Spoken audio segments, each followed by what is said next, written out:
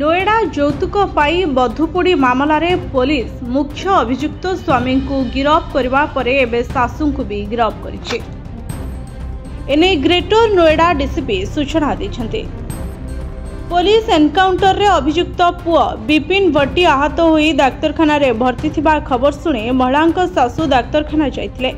खबर पाई पुलिस सेठारु तांको गिरफ्त करथिला। पुलिस एनकाउंटर रे आहत होइथिबा अभियुक्त विपिन जेआईएमएस हॉस्पिटल रे भर्ती होइछते। तांको देखिबाकू मां सन्स दयावती हॉस्पिटल रे पहुंचबा परे पुलिस तांको गिरफ्त करथिला। एहा पूर्वरु पुलिस मुख्य अभियुक्त स्वामी विपिन भट्टी को गिरफ्त करथिला।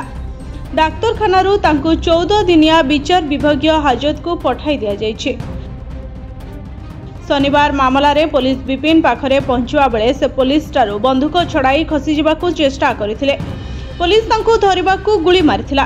विपिन गोड़रे गुली बाजिबारु से आहत होइछि। तांको डाक्तरखाना रे भर्ती करा जायछि।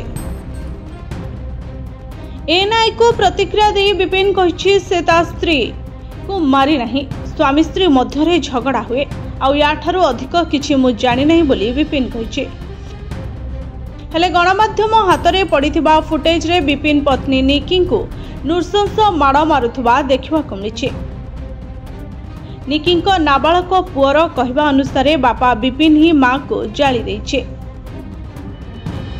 Bureau report STV Odia.